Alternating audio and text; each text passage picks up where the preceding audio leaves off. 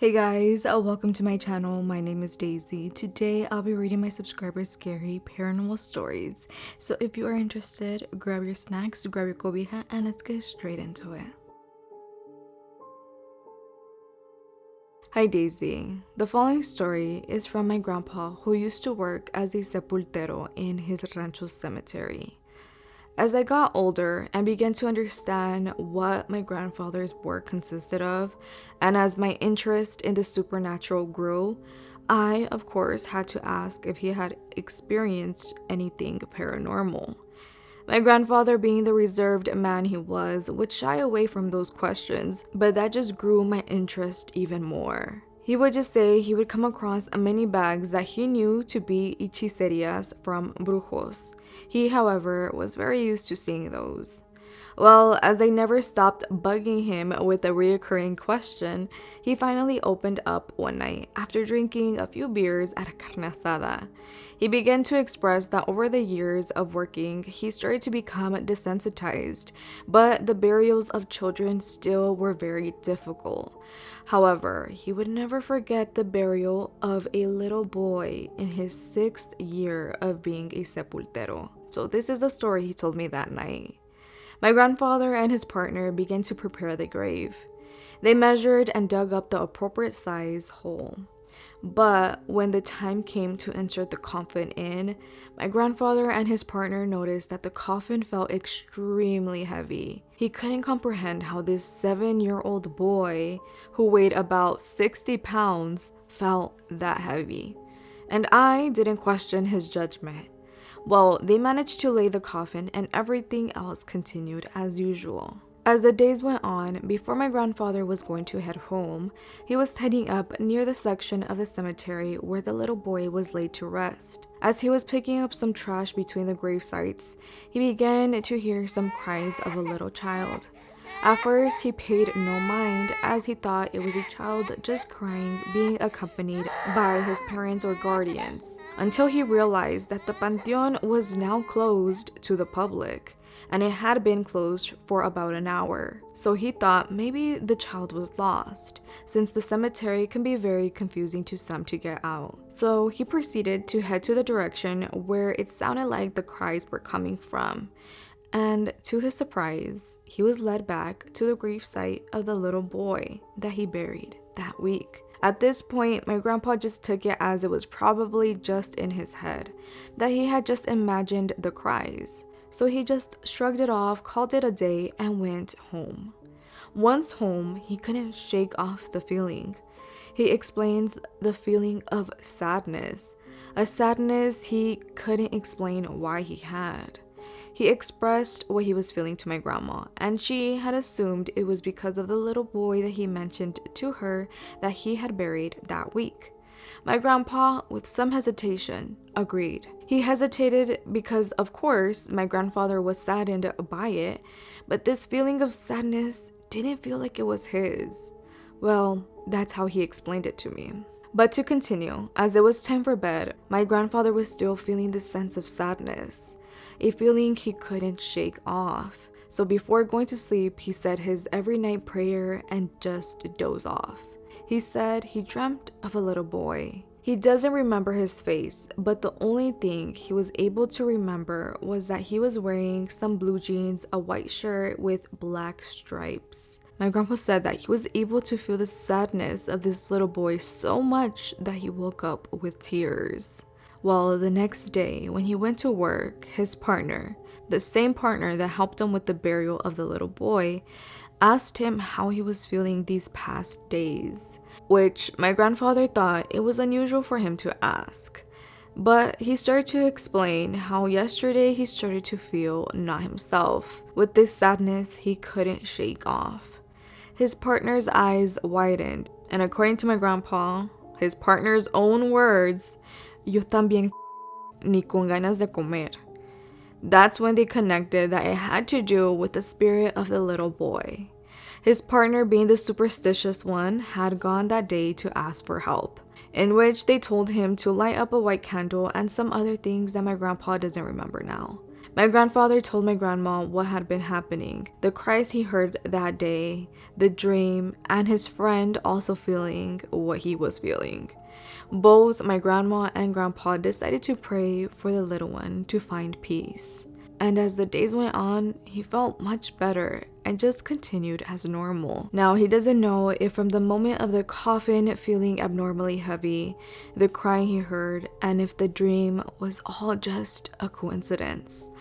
Or maybe it was the little boy not wanting to part away. He hopes it was just a coincidence and that the little boy is now resting in peace. This story I will be sharing was recounted to me by my mom. This happened to her on a summer night. She would keep her windows open on hot nights. While she was in bed trying to fall asleep, she began hearing a voice coming from the backyard. It was calling for her.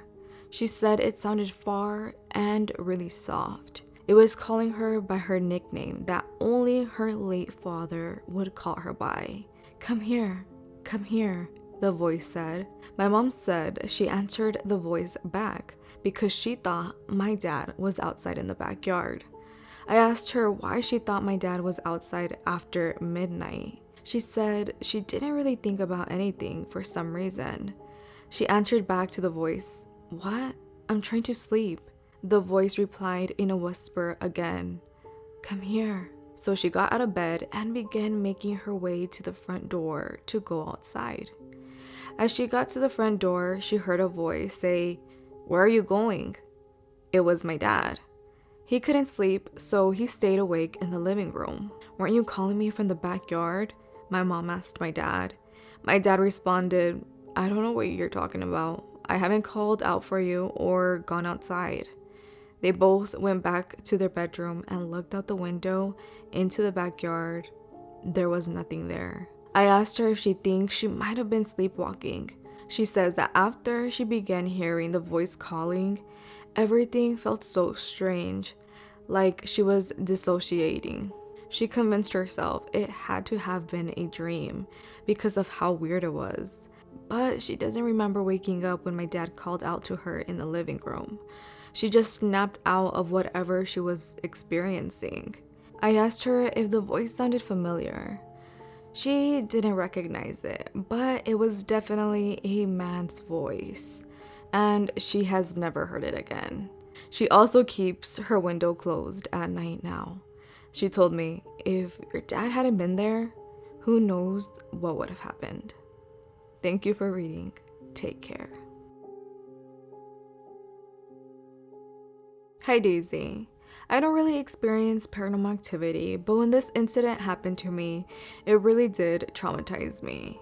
When I was about 15 years old, I was at the stage in life where I was turning very rebellious, in the sense that I would skip school, disrespect my parents and teachers, and overall behave obnoxiously. At that time, my family and I were renting a pretty nice apartment that had its own backyard.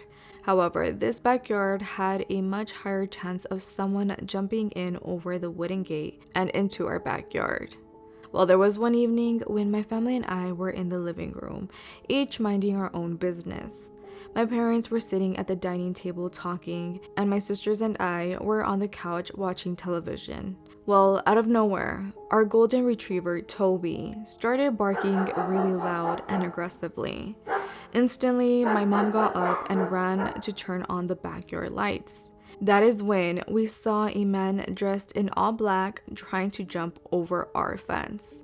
Side note, my dad collects lots of bottles and cans and has the tendency of leaving his bags full of cans near the wooden door. The man was trying to steal the bags of cans, but failed to do so because as soon as my mom turned on the lights, he jumped off and ran down the alleyway. Well, a few nights later, it was time to go to bed.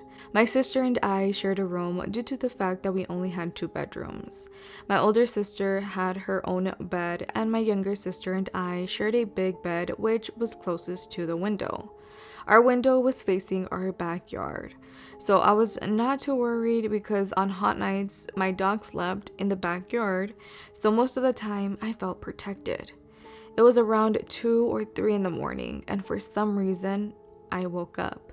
I was confused because I usually sleep all night with no interruptions. Something told me to look over to our window, and what I saw will always scare me for life. I had seen a man dressed in all black with a cowboy hat peeking into our window. I couldn't depict his facial features as it only looked like a black silhouette peeking in. He had his hands cuffed by his face and pressed against our window looking inside. He tapped the window for about 2 seconds and waved at me as if he was saying hello. I was frozen and my heart was beating so fast. I didn't know whether to scream or wake up my sisters as I was frozen in fear. I closed my eyes and started praying to God in hopes that that man would leave. I opened my eyes and he was still standing by the window. I started crying because I couldn't believe what was happening. He stood there for about 3 more seconds and his silhouette eventually disappeared in the darkness of the backyard.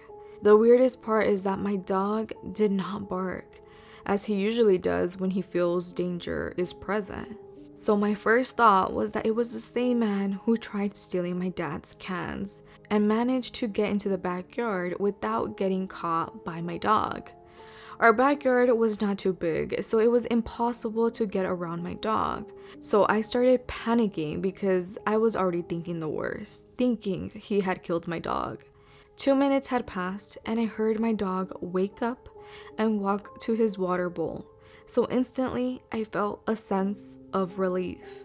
I eventually fell back to sleep, and the next morning I told my parents what I had experienced. My dad ran out to the backyard to see if anything was stolen, but every bag of bottles and cans were in the exact same spot and nothing was stolen. Eventually, I started to question myself and ask if it was maybe only a nightmare. But Daisy, when I tell you I experienced this so vividly, I know that I was awake because everything was so clear. So I have came to the conclusion that this had occurred to me because of how rebellious I was becoming. So I took it as an evil presence visiting me because of my behavior. So far, nothing else has happened to me, and I hope it stays that way.